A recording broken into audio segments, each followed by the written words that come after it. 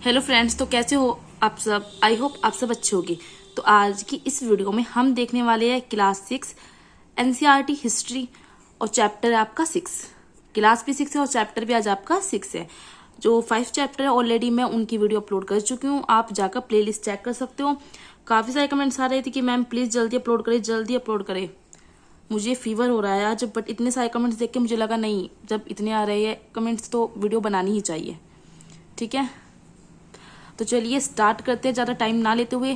Chapter 6 है आपका नए प्रश्न और नए विचार, न्यू क्वेश्चन एंड आइडियाज। तो इसमें हम क्या क्या पढ़ने वाले हैं, इसमें हम देखने वाले हैं बुद्ध की कहानी। गौतम बुद्ध को सब जानते होंगे, ठीक है। गौतम बुद्ध की हम कहानी पढ़ेंगे। इस चैप्टर को पढ़ने से मतलब नोट्स बनाने से पहले ना, सबसे पहले आप एनसीईआरटी की बुक रीड कर लेना। अगर आपने एनसीईआरटी की बुक रीड नहीं की है, आपने चैप्टर एनसीईआरटी में से नहीं पढ़ा है, तो आपको नहीं समझ आएगा कुछ भी। ठीक है, तो हम बुद्ध की कहानी देखेंगे, उपनिषद देखेंगे। उपनिषद क्या होता है, जो उपनिषद है किन वर्ड से मिलके बना है। ठीक है, जैन धर्म देखेंगे हम, संघ देखेंगे, संघ क्या होता है, विहार देखेंगे, आश्रम व्यवस्था। ठीक है, आश्रम व्यवस्था जैसे 4 प्रकार की होती है, ब्रह्मचारी आती है, गृहस्थ आता है, वानप्रस्थ और संन्यास। और उपनिषद में क्या आता है, वैशेषिक आता है, न्याय, सांख्य, योग, पूर्वी मीमांसा, उत्तरी मीमांसा। ठीक है, तो इन सबको हम इस चैप्टर में देखेंगे। तो फर्स्ट हमारा क्या आ जाता है, बुद्ध की कहानी, गौतम बुद्ध की। ठीक है, आपको थोड़ा सा जो की नोट्स होते हैं ना, कीवर्ड्स में बनाते हैं, वो उस तरह होते हैं कि बौद्ध धर्म के संस्थापक कौन हो गए, गौतम बुद्ध, जिनका नाम क्या था, एक्चुअल नाम था जिनका सिद्धार्थ। ठीक है, इनका वर्ण कैसा था, वो क्षत्रिय था, वर्ण क्षत्रिय था। जन्म हुआ था 2500 वर्ष पूर्व, गण शाक्य गण के थे ये। ओके, पहला उपदेश इन्होंने कहा दिया था, सबको पता है, सारनाथ में दिया था, और ये वाराणसी के निकट है। ज्ञान की प्राप्ति इनको हुई थी बोधगया, जो बिहार में है, और वो भी एक पीपल के वृक्ष के नीचे। शिक्षा इनकी जो थी वो सामान्य लोगों की जो प्राकृत भाषा में थी, उस लैंग्वेज में थी। इनकी मृत्यु क्या हुई, इनकी मृत्यु हुई कुशीनरा में। तो ये गौतम बुद्ध का एक संक्षेप और छोटा सा मतलब एक क्या हो जाता है, परिचय। ठीक है ना। अब बुद्ध ने क्या कहा है, बुद्ध ने कहा कि लोग किसी शिक्षा को केवल इसलिए नहीं स्वीकार करें कि यह उनका उपदेश है, बल्कि वे इसे अपने विवेक से मापे। ठीक है, encourage people to think for themselves rather than to simply accept what he said.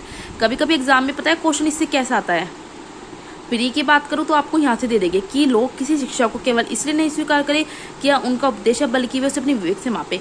कि यह किसने कहा है, ऑप्शन में दे देंगे गौतम बुद्ध ने, महावीर स्वामी ने, और भी सबका नाम दे देंगे। ठीक है, तो आपको याद रखना है ये गौतम बुद्ध ने कहा था। इंपॉर्टेंट हो जाता है आपके लिए मेंस एग्जाम के लिए भी। ठीक है, अब आ जाता है गौतम बुद्ध ने क्या बताया। गौतम बुद्ध ने जो हमें दुख होता है, उस दुख का कारण क्या बताया है। तो गौतम बुद्ध ने कहा है कि जो हमारे दुख का कारण है वो हमारी इच्छा ही है, लालसा, तृष्णा। जैसे हमें कोई एक चीज़ है, ठीक है, हमें मतलब ये है कि जैसे मैं हूँ, ठीक है ना, मैं ये कहती हूँ मुझे पियानो चाहिए। पहले मुझे तो ये था कि मुझे गिटार चाहिए, मेरे पास गिटार आ गया, अब मुझे लगती है कि मुझे पियानो चाहिए। ठीक है, तो क्या ये इच्छा, हमारी इच्छा ही हमारे दुख का कारण होती है। हमारे दुख का जो कारण है वो हमारी इच्छा है, लालसा है। अगर हम उन इच्छाओं पर क्या करें, आत्मसंयम प्राप्त कर ले, मोटिवेशन प्राप्त कर ले, तो क्या हो जाएगा, उनका अंत हो जाएगा और हमें क्या मिल जाएगा, अपने दुख से मुक्ति मिल जाएगी। कुल मिलाकर उन्होंने कहा है हमारे दुख का कारण हमारी इच्छाएं होती है। फिर आ जाता है उपनिषद। अब हम बात करते हैं उपनिषद क्या होता है। देखिए, उपनिषद का अगर मैं इस वर्ड का शाब्दिक अर्थ कहूँ, इस मतलब क्या होता है, इसका मतलब होता है गुरु के समीप बैठना। जिस समय बुद्ध उपदेश दे रहे थे, उस समय अन्य चिंतक भी कठिन प्रश्न का उत्तर ढूंढने का प्रयास कर रहे थे। यज्ञ अनुष्ठान का जैसे महत्व क्या होता है, वे जानने का प्रयत्न कर रहे थे। वे यह जानने का प्रयत्न कर रहे थे कि मृत्यु के बाद भी जीवन होता है। अगर मृत्यु के बाद जीवन है तो वो स्थायी है, आत्मा है, ठीक है, या सार्वभौम आत्मा से कह सकते हैं। उपनिषद उत्तर वैदिक ग्रंथों का हिस्सा थे, पूछ लिया जाता है ये। उपनिषद का जो शाब्दिक अर्थ है वो है गुरु के समीप बैठना, शिक्षा प्राप्त करना। उपनिषद के कई विचारों का विकास बाद में प्रसिद्ध विचारक शंकराचार्य के द्वारा किया गया। चलिए अब आगे देखते हैं। वीडियो को पॉज करके आप अपने नोट्स प्रिपेयर करते चले। लास्ट में मैं एक बार फिर से दिखा दूंगी। अब है सत्य की बौद्धिक खोज। दर्शन की 6 शाखाओं ने किया। किसकी, सत्य की बौद्धिक खोज। तो 6 जो शाखाएं थी, ब्रांच दर्शन की कौन कौन सी थी। भारतीय दर्शन की जो 6 पद्धति है उसको षड्दर्शन कहा जाता है। ये थी वैशेषिक, इसके जो रचयिता है, खोज करी, वो कनद ने की थी। न्याय का गौतम, सांख्य कपिल, योग पतंजलि, पूर्वी मीमांसा को जैमिनी ने, उत्तर वेदांत व्यास। ये आपको अच्छी तरह से याद कर लेना है, ठीक है ना, एग्जाम में जरूर पूछा जाता है इनसे क्वेश्चन। फिर आ जाता है आपका व्याकरण विद पाणिनि। सबको पता है संस्कृत भाषा के व्याकरण की इन्होंने रचना की थी। स्वर तथा व्यंजनों को एक विशेष क्रम में रखकर उनके आधारों पर सूत्रों की रचना की। अब हम आ जाते हैं जैन धर्म पर। बौद्ध धर्म के बारे में हमने देख लिया, अब हम आ जाते हैं जैन धर्म। जैन धर्म की बात करें तो जैन जो शब्द है वो किससे निकला है? जिन से निकला है, जिसका अर्थ होता है विजेता, मतलब जिसने अपनी इंद्रियों पर विजय पा ली हो। महावीर के लिए जिन शब्दों का प्रयोग हुआ क्योंकि उन्होंने अपनी इंद्रियों पर काबू कर लिया, ठीक है, उनके लिए जिन शब्द का इसलिए यूज हुआ था, और जैन शब्द जिन से निकलता है। अब आ जाते हैं जैन धर्म। जैन धर्म के 24वें तथा अंतिम तीर्थंकर कौन थे? वर्धमान महावीर थे, महावीर स्वामी। वह कहाँ से रिलेटेड थे? वह वज्जी संघ के लिच्छवी कुल के एक क्षत्रिय राजकुमार थे। 30 वर्ष की आयु में उन्होंने घर छोड़ दिया। अहिंसा का उन्होंने नियम दिया था। अहिंसा क्या होती है? किसी भी जीव को न तो कष्ट देना चाहिए और न ही उसकी हत्या करनी चाहिए। महावीर ने अपनी शिक्षा प्राकृत में दी। सत्य की इच्छा जानने वाले प्रत्येक स्त्री और पुरुष को अपना घर छोड़ देना चाहिए, उन्होंने यह कहा। वर्तमान में हम देखें तो जैन धर्म की शिक्षाएं गुजरात में वल्लभी नामक स्थान पर लिखी गई थी। व्यापारियों ने जैन धर्म का समर्थन किया। किसानों के लिए नियमों का पालन कठिन था। बाद में जैन धर्म उत्तर भारत के कई हिस्सों के साथ साथ गुजरात, तमिलनाडु, कर्नाटक में भी फैल चुका था। अब बात करते हैं संघ। संघ का मतलब क्या होता है? संगठन। अब जैसे ग्रुप बना के रहते हैं ना सब, तो संगठन। घर का त्याग करने वाले व्यक्तियों के रहने की जगह वो कहलाती है संगठन। ये उस वाइज संघ से रिलेटेड नहीं है। संघ में रहने वाले बौद्ध भिक्षुओं के लिए बनाए गए नियम विनय पिटक ग्रंथ में मिलते हैं। तो पूछा जा सकता है विनय पिटक ग्रंथ में क्या मिलता है? संघ में रहने वाले जो बौद्ध भिक्षु थे, जिन्होंने अपना घर त्याग कर दिया है, घर को छोड़ दिया है सत्य की खोज के लिए, तो उन बौद्ध भिक्षुओं के लिए बनाए गए नियम विनय पिटक ग्रंथ में मिलते हैं। विनय पिटक से पता चलता है कि संघ में पुरुष और स्त्रियों के रहने की अलग अलग व्यवस्था थी। स्त्रियां अलग रहती थी और पुरुष लोग जो थे वो अलग रहते थे। एक दो टॉपिक और बचा है, चलिए वो भी देख लेते हैं।